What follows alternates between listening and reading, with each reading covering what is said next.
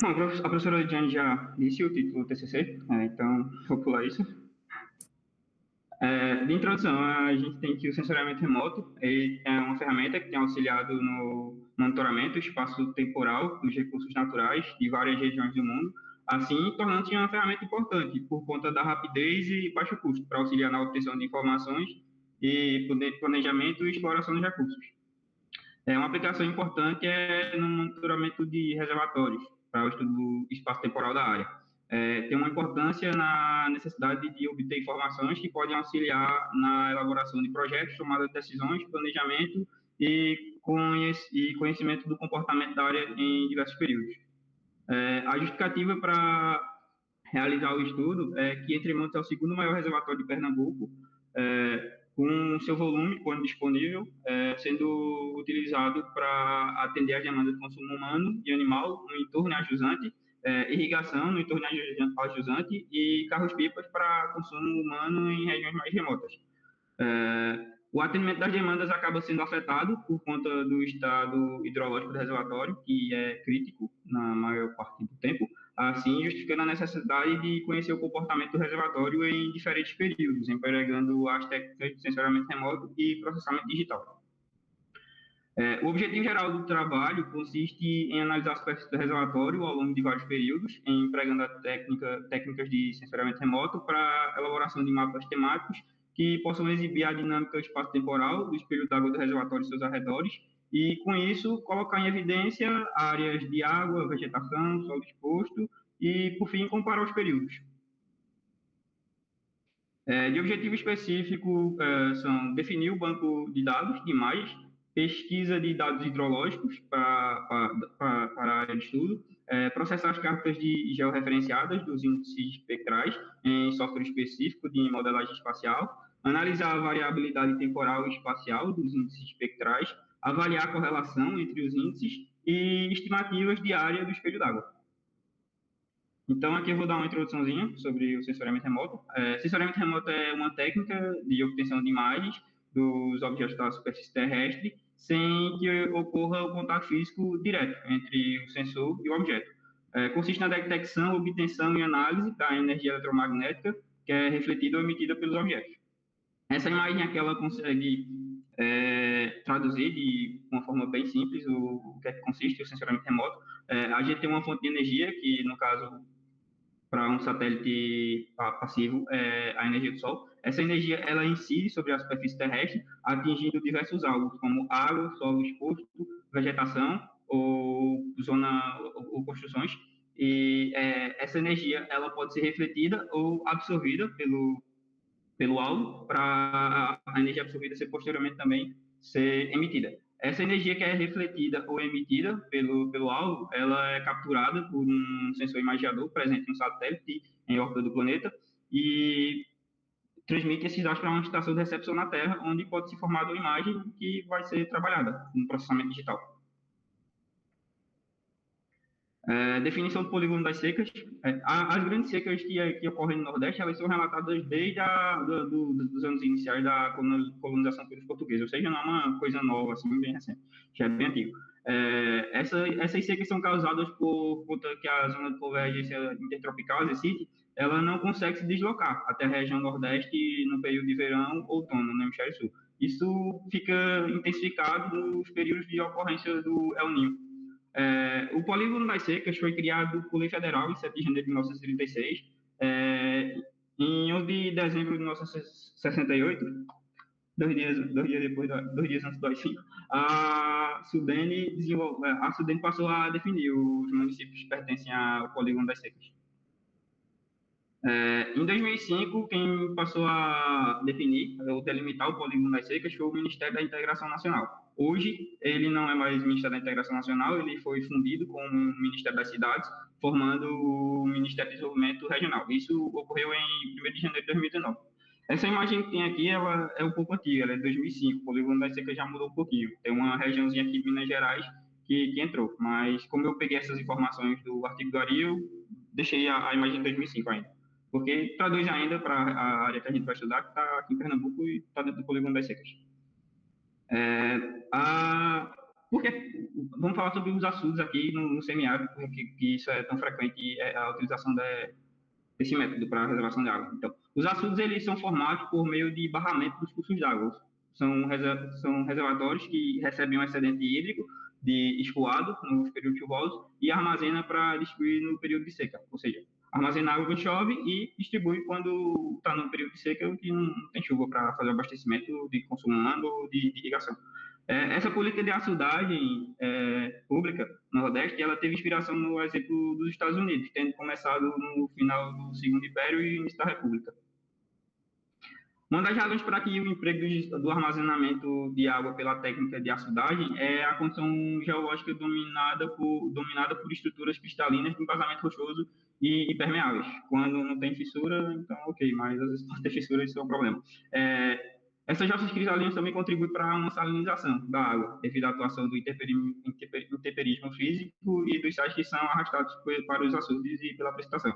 A gente resolve um problema, que é o da falta d'água, mas aparecem mais dois, que é a salinização da água e a utilização de água salinizada pode causar desertificação, se for utilizado para irrigação.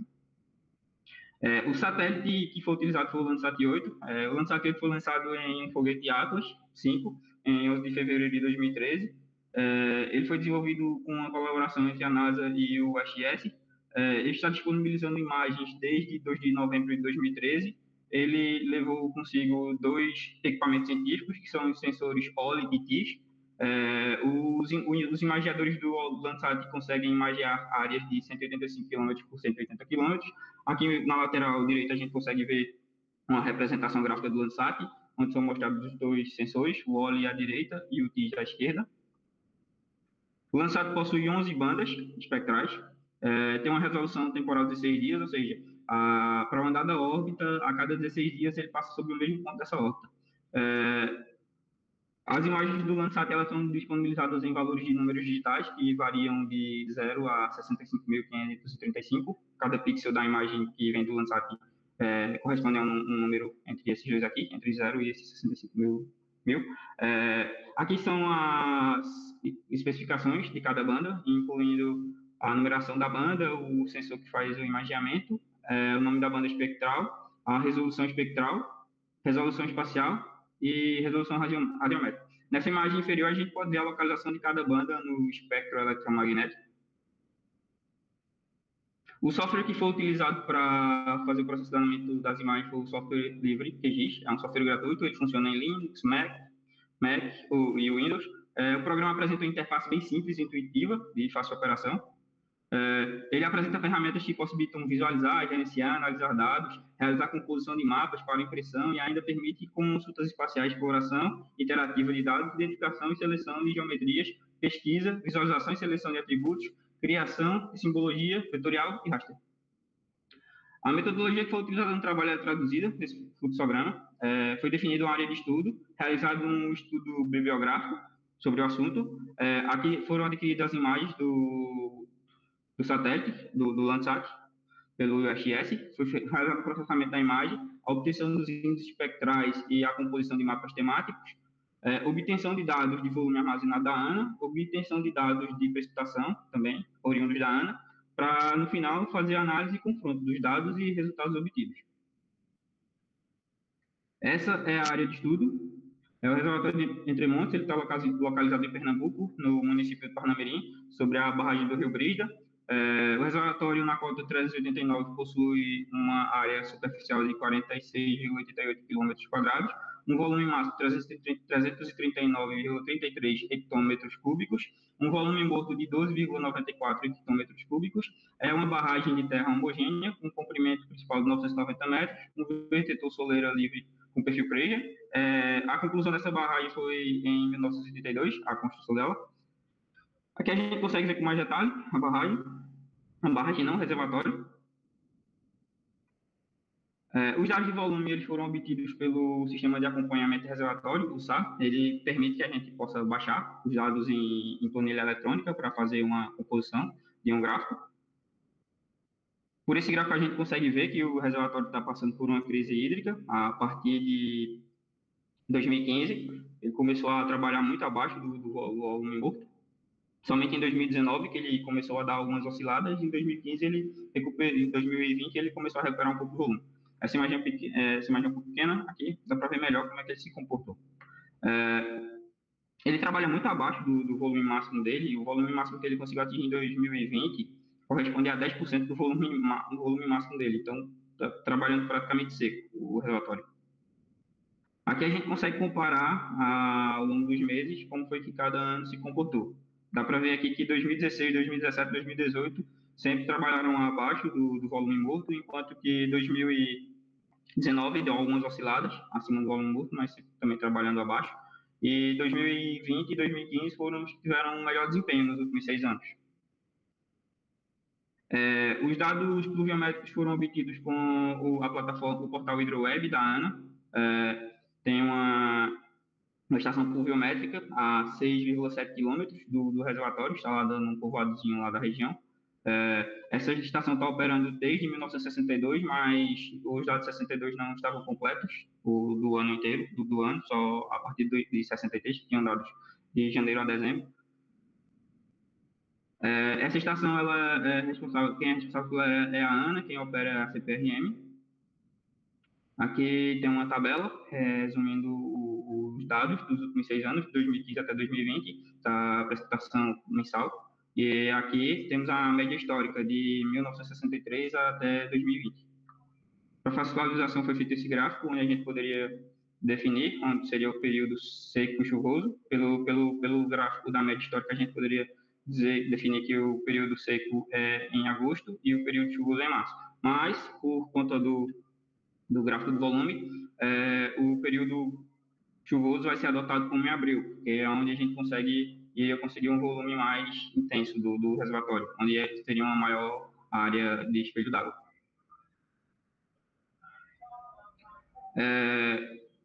Para o processamento das imagens, foram utilizadas duas imagens de 2015, duas imagens de 2016, duas imagens de 2020, correspondendo a um período seco e um período chuvoso. A órbita adotada foi a órbita do imaginamento foi a órbita 217 com 1.66. O processamento das imagens seguiu o que é mostrado nesse fluxograma. Foi realizada a aquisição de imagens no IHS. Essas imagens foram empilhadas no QGIS. Foi feita a reprojeção para a SIGA 2000, zona 24 Sul. Foi feito o recorte, o cálculo das reflectâncias, empregando também os dados, os metadados que estavam no arquivo MTL. Eram calculados os índices espectrais, NDVI, NDWI e MNDWI, feita a composição de mapas. Para o NDVI e o NDWI foi feito o estudo de correlação. Com o MNDWI foi feita a vetorização para a obtenção do cálculo para a realização do cálculo da área e composição da superfície de água, do espelho d'água do reservatório. Aqui é para definir o retângulo da área de estudo. Aqui a gente vê as coordenadas, latitude e longitude em UTM, sigla 2000, zona 24 Sul. Esse foi a ferramenta do QGIS, o cortador, utilizado para fazer o recorte da área de estudo. Para o cálculo da reflectância foi utilizado dessa forma, reflectância planetária, o Rho da reflectância planetária, no topo da atmosfera corrigida para cada banda, o M-Rho, fator de escala multiplicativo da reflectância, o A-Rho, fator de escala aditivo da reflectância, o QK, o valor do pixel a pixel da imagem de satélite, ou seja, o número digital, que é o número que varia de 0 a 65.535, o ângulo zenital, e ângulo de elevação do Sol e distância astronômica Terra-Sol. Os dados que estão presentes lá no arquivo MTL é o fator de escala multiplicativo, fator de escala aditivo, ângulo de elevação do Sol e distância astronômica Terra-Sol. O índice de vegetação normalizado, NDVI, foi proposto por Rose em 1973. O índice varia de -1 a 1. Ele permite a detecção de mudanças sazonais, interanuais, no desenvolvimento e atividades da vegetação, possibilitando o perfil temporal e crescimento e pico de verde. Para a dorsal de vegetação densa, ele tende a valores positivos, algo entre 0,30 e 0,80. Solos e vegetação seca tendem a valores positivos, só que menores, algo entre 0,05 e 0,30. Águas paradas e nuvens tendem a valores negativos. Essa é a forma que o Rose propôs para o cálculo do NDVI, que é a razão entre a diferença da reflectância do infravermelho próximo e do vermelho, e a soma da reflectância do infravermelho próximo e do vermelho. Correspondem à banda 5 e 4 do Landsat 8. O NDWI foi proposto por McPheeters em 1996, o índice varia de -1 a 1 também, tem a finalidade de detectar áreas superficiais em ambientes de zonas úmidas e permite a medição e extensão da água superficial. Ele consegue localizar definir bem dois alvos, que é o não água e o água. Então, alvos não água ele consegue caracterizar por valores entre -1 e 0, e alvos água ele consegue caracterizar por valores entre 0 e 1. A fórmula que o McPheeters propôs é a razão entre a diferença da reflectância da banda verde e infravermelho próximo e soma da reflectância do verde e do infravermelho próximo, que corresponde à banda 3 e banda 5 do Landsat 8. Xu propôs em 2006 um NDWI modificado, uma modificação no NDWI de McPheeters, trocando a banda do infravermelho próximo pelo infravermelho médio. Essa modificação dá um destaque maior na borda do reservatório de corpos hídricos e demais águas da superfície terrestre. E o índice varia de -1 a 1, tem a finalidade de detectar águas superficiais em ambientes de zonas úmidas e permite a medição da extensão da água superficial. Ele tem uma melhor precisão para obtenção do valor da área superficial, por conta que ele consegue fazer esse delineamento de forma mais eficiente que o NDWI. Também apresenta a distinção entre alvos água e não água, variando para alvos não água de -1 a 0, alvos água de 0 a 1. A única diferença para a do McPheeters, que foi mostrada anteriormente, é essa troca aqui. Em vez de ser o infravermelho próximo, ele utiliza o infravermelho médio, corresponde à banda B6 do Landsat 8. Para a realização do cálculo entre as bandas, foi utilizada a calculadora raster do QGIS. Aqui a gente tem uma exemplificação do cálculo de reflectância para a banda 2 do período chuvoso de 2016. Para a obtenção do vetor, que corresponde à obtenção da área pelo MDWI, foi utilizado o raster para vetor. Aqui a gente jogava um raster com o MDWI positivo e conseguia um vetor para poder obter a área e a superfície do reservatório. Para fazer o estudo de correlação, era necessário obter uma tabela com os valores de cada pixel para o NDV e o NWI. Foi utilizado o pixel de raster para ponto, ele vai criar uma camada com um ponto no centroide de cada pixel, e para cada ponto desse vai ter uma tabela de atributos onde é associado o valor do pixel.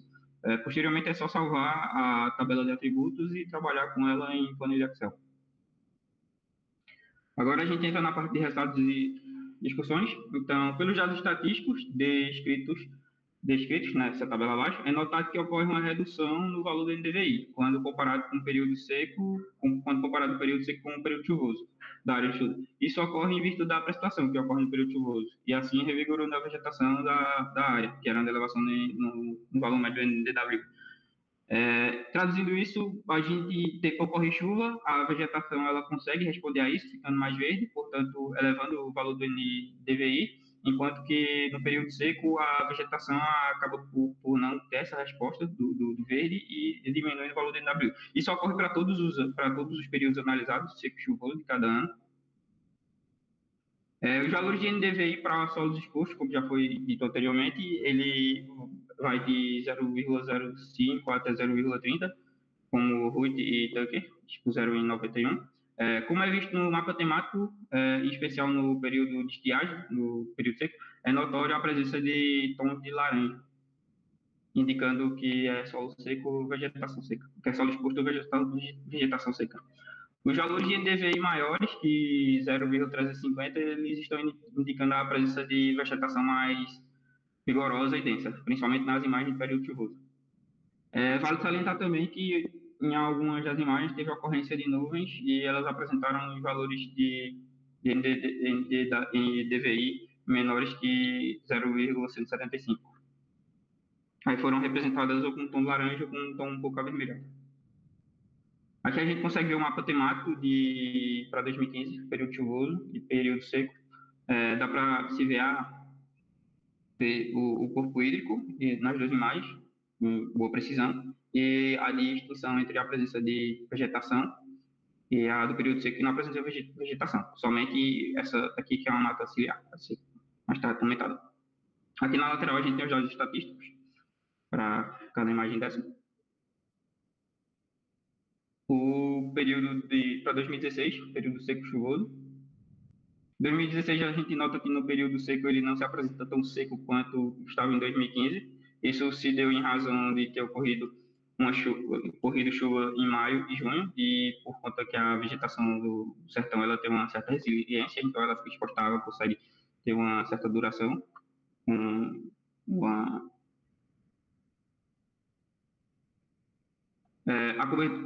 com cobertura vegetal. A cobertura vegetal do período chuvoso de 2016 se apresentou bem menor do que em comparação com 2015 e 2020.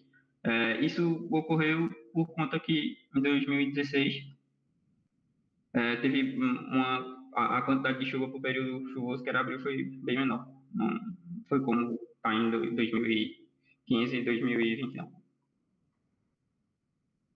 2020 a gente vê que no período chuvoso teve uma boa presença de vegetação frondosa aqui. Já no período seco também, a gente consegue ver que é uma boa parcela de vegetação seca, o solo exposto, e também consegue identificar aqui uma mata ciliar. Aqui é só comentando a presença de mata ciliar no texto de Jasco, Pouco Tempo, Caraíba e São Pedro, estão localizados aqui.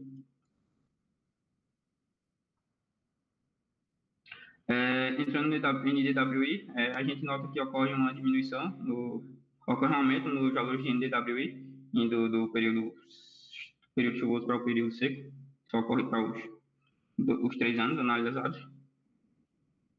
Pelos histogramas de NDWI, a gente consegue notar que tem uma certa predominância de valores negativos, e são representados por uma coloração avermelhada. No estudo de Gonzaga, ele também viu isso, que ocorre a predominância de valores negativos, o que reforça o resultado que foi obtido nesse estudo. Também pelo histograma a gente consegue notar a tímida frequência de valores positivos, que é o pico à direita, representando a água, e são apresentados em mapas temáticos por tons de cor azul e azul claro. Aqui é o histograma que apresenta a predominância de valores negativos, e aqui é o pico positivo, que representa o reservatório. Isso tanto para o período seco chuvoso. Isso mostra a predominância de valores negativos nas duas imagens. Para 2016, a mesma observação. Pico negativo, pico positivo aqui e pico positivo aqui nessa parte. Para 2020 também, mesma ocorrência, só que com 2020 teve um probleminha com as nuvens e puxaram um pouco o valor para baixo, ficou um pouco mais negativo. Tanto o positivo foi puxado mais para a esquerda, como também o pico negativo foi puxado mais para a esquerda. Aqui são apresentados os mapas temáticos do NDWI. A gente consegue notar que em 2015 teve uma certa presença de nuvens aqui sobre o retratório, mas não atrapalhou a visualização do corpo hídrico. Também dá para notar uma certa diferença entre a intensidade de vermelho desse corpo e desse aqui, do período chuvoso para o período seco, vai ser justificado mais na frente. Para 2016 também, a gente consegue avaliar a diferença de tonalidade, um vermelho mais intenso no chuvoso e um vermelho mais claro no seco. Para 2020, a gente também consegue observar uma tonalidade de um vermelho mais intenso no chuvoso e um vermelho mais claro no seco, e também consegue identificar o corpo hídrico com uma certa pressão. Por conta da presença de nuvens, os valores do NDWI do período chuvoso, ele foi puxado um pouco para baixo. Por isso que ele apresenta essa coloração um pouco mais esbranquiçada. Aí nos mapas temáticos do NDWI, é notado que no período chuvoso para os 3 anos avaliados, há uma maior intensidade de valores negativos, pois nos mapas temáticos de NDWI é evidente a predominância de um tom vermelho mais intenso, mais negativo. E no período seco predomina um tom de um vermelho mais claro, menos negativo. Este efeito é causado pela ocorrência de chuva nos 10 dias que antecederam o imaginamento, e tendo em vista a rápida absorção de água pelo solo e a imediata resposta em se revigorar, que a vegetação da caatinga apresenta quando exposta à chuva. Aqui é só uma tabelazinha mostrando a prestação de área acumulada nas datas anteriores do imaginamento. A data do imaginamento está representada aqui embaixo em negrito. Isso para os três períodos chuvosos dos 3 anos analisados. Então, para 2015, na data do imaginamento, teve uma precipitação acumulada de 4,8 milímetros. Em 2016, uma precipitação acumulada de 23,6 milímetros. E em 2020, uma precipitação acumulada de 55,55 milímetros. Para o período seco, não teve precipitação acumulada na data do imaginamento. Tanto no mapa do NDVI quanto do NDWI, foi observado o destaque que a mata ciliar apresentou. Tendo em mente que o NDVI apresenta uma intensidade maiores e positivas e o NDWI apresenta intensidades maiores e negativas para a mata ciliar. Assim, pode-se destacar mais frente ao solo exposto, pois essa vegetação é fotossinteticamente ativa e possui uma alta taxa de umidade, em razão de estar nas adjacências do corpo hídrico. Essa ocorrência também foi observada, em relação à mata ciliar, foi observada nos trabalhos de Oliveira et al. E Almeida, em 2018. Também foi traçado o perfil para ver como é que os dois índices se comportavam. Aqui a gente tem a situação, de onde é que o perfil está traçado no reservatório, aqui é só um detalhamentozinho, indicando as coordenadas. Analisado temporalmente os perfis longitudinais, foi constatada a variação do corpo hídrico em termos de cobertura vegetal e área de água. Assim, foi observada a mudança na presença de água em trechos de interface solo-água, conforme esperado, e de acordo com os índices pluviométricos dos meses analisados, e redução na cobertura vegetal, período seco. Ou seja, se a gente avaliar aqui, tem essa reduçãozinha, essa distânciazinha, que até o período seco ela vai estar mais distante, enquanto que no período seco ela vai estar mais próxima do reservatório. A gente também consegue observar aqui no período chuvoso, o NDWI, o NDVI apresentava valores maiores do que é apresentado no período seco. A gente consegue observar isso para os 3 períodos, para os 3 anos.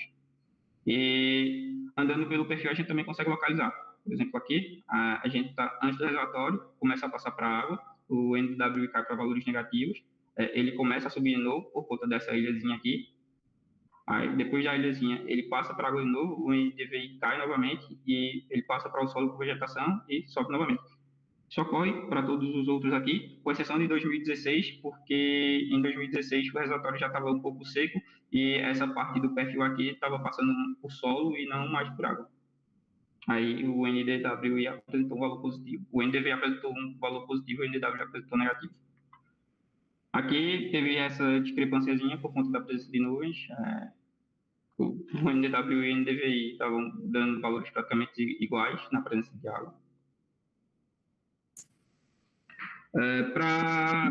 Movido pelo que foi observado no perfil, eu fiz análise de correlação entre o NDVI e o NDWI. Então, os dois índices apresentaram uma forte correlação linear negativa, mas a gente pode ver aqui pelo R2 de cada um deles, estão bem próximos de 1.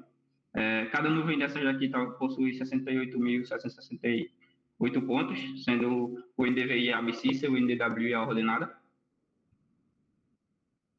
A gente agora passa para o mini DWI, aqui só são apresentados os mapas temáticos. Aí depois a gente consegue ver que ele tem faz uma delimitação bem mais precisa do que é a água e do que é não água, comparado ao NDWI. Aqui é o 2016, para seco chuvoso. A gente consegue ver o destaque do reservatório. E aqui é para 2020, no período seco chuvoso. E também, por conta das nuvens, os valores aqui acabaram sendo puxados um pouco para baixo. Não é uma nuvem que atrapalha a visualização e identificação do reservatório, mas são umas nuvens bem tênues aqui, ó, uma coisa bem transparente. Mas dá para identificar o reservatório com certa precisão. Aqui é o volume útil do reservatório, indicando as datas de imaginamento, para a gente tentar corroborar os dados de área que serão obtidos. Então, como a data do imaginamento do período chuvoso de 2015 foi a que apresentou o maior volume, comparado a todos os outros imaginamentos, é de se esperar que a área do espelho d'água no período chuvoso de 2015 seja a maior de todas, e em 2016, para o período seco, seja a menor área de todas que serão obtidas. E que a de 2020, a área de período chuvoso e seco, estejam em valores razoavelmente próximos.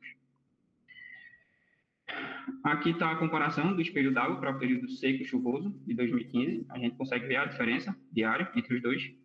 Aqui na lateral a gente consegue ver o valor da área para o período chuvoso, que era de 5,8 km². Para o período seco era 3,6 km², era esperado. Período seco menor que o período chuvoso. Dá Aqui licença, também. Oi, professor? Natalina. Oi. Todo mundo tá vendo aí, gente, passando o slide, tudo normal? Débora, Anderson? Sim, Só a voz dele está cortando um pouco. O meu travou, eu vou... Tá bom. Mas tá dando para escutar, não é isso? sim. Não dá para ver a apresentação, não? Tá travando um pouquinho só a voz, mas Estamos vendo. tá vendo. Vá, pode seguir. 2016. Aqui é apresentado o espelho d'água para 2016, tanto para o período seco e chuvoso. A área para o período chuvoso foi de 2,19 km², para o período seco foi de 1,69 km². Aqui agora a gente entra em 2020. As áreas são bem similares, tanto que quase que ocorreu a sobreposição entre os dois espelhos d'água. O volume para o chuvoso era de 23,35 hectômetros cúbicos, a área de 4,6 km². Para o período seco, o volume era de 20,34 hectômetros cúbicos e a área de 3,96 km². Aqui foi plotado um gráfico para comparar o comportamento tanto da área do volume. A gente consegue ver que eles têm um comportamento bem similar no decorrer do tempo. A conclusão foi possível, com uma precisão aceitável, identificar e caracterizar as feições presentes na área de estudo e suas variações ao longo dos períodos e anos avaliados. Foi verificada a forte correlação entre o NDVI e o NDWI para o mesmo imaginamento, e também foi obtida a variação temporal do espelho d'água do reservatório nas datas, e também estão em conformidade com os dados de volume da ANA.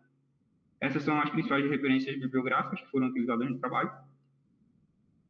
E obrigado pela atenção e paciência.